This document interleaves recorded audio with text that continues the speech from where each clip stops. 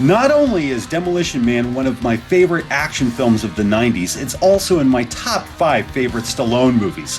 While some may regard it as a brutish fossil, symbolic of a decayed era gratefully forgotten, all I have to say is... Thanks. Yeah, for me, the action is over the top. The social commentary feels more like a prescient warning than a bit of cheeky satire. If that's not enough, the dialogue is instantly quotable. Be well.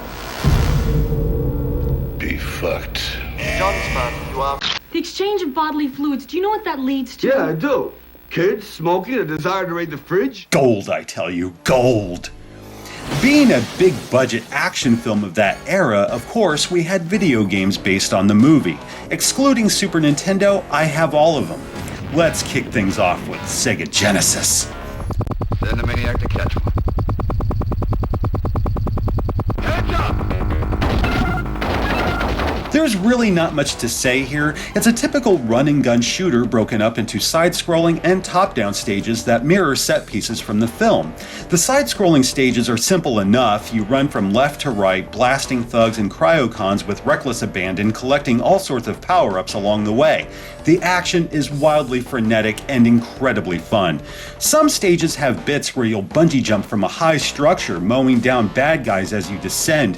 When you reach the underground wasteland, there's a thrilling chase down some zip lines.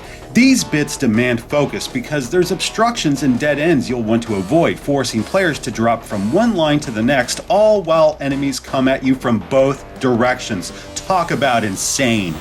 I'm flattered. Don't be flattered. Right. Not to say the game doesn't know when to slow down. The museum, car park, and monorail stages place greater emphasis on platform jumping. It can be tricky, though it is a welcome change of pace on occasion, and there's still plenty of kiss kiss bang bang throughout. Most of these stages end with a confrontation with Phoenix, but not all. The car park pits you against some sort of automated crane, while the monorail has you taking out the controls, bringing her to a dead stop. That may not sound too exciting, but the journey more than makes up for it. As for the top-down portions, it kind of reminds me of True Lies, which isn't a bad thing.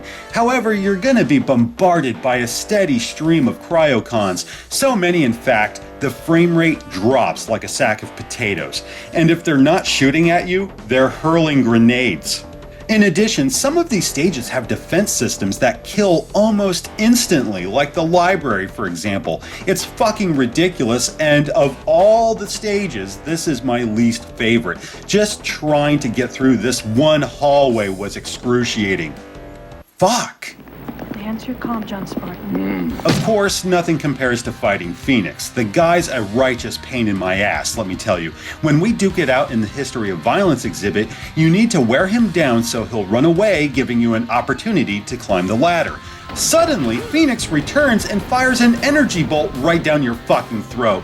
Not only must you avoid this shot, but you gotta outrun the subsequent blast, immediately hop over to the other platform, then climb out.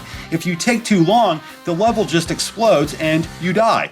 I didn't know this going in, so I kept burning through lives and continues trying to figure it out. Thankfully, the control's tighter than Stallone's jaw. If it weren't, this would be a fucking nightmare. Well, keep dreaming. Another element that separates these levels from the side-scrolling sections is that you gotta rescue hostages. It's not optional, no, you have to find and rescue all of them. Otherwise, the doors won't open and you won't move on. Why didn't you just shove a leash up my ass? Demolition Man didn't reinvent the wheel with its gameplay, but I must say, it's one sexy fucking wheel.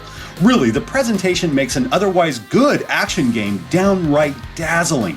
The character sprites are detailed and well animated. Levels perfectly emulate the look and feel of the film's production. There's a bit of interaction as well. You can blast neon lights, computers, and books even. The music's fucking brilliant, as are the voice samples. Heads up!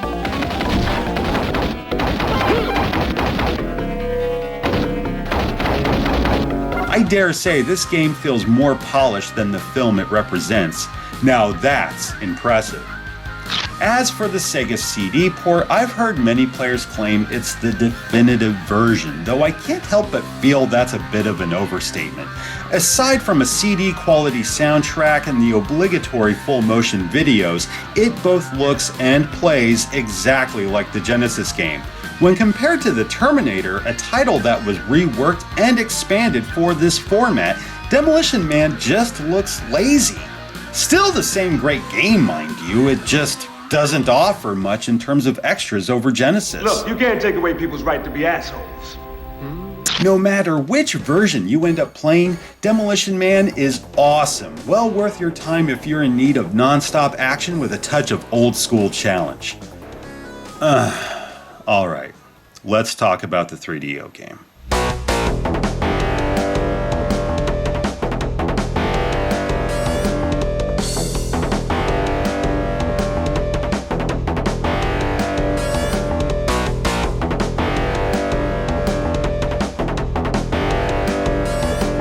Oh, I'm so scared.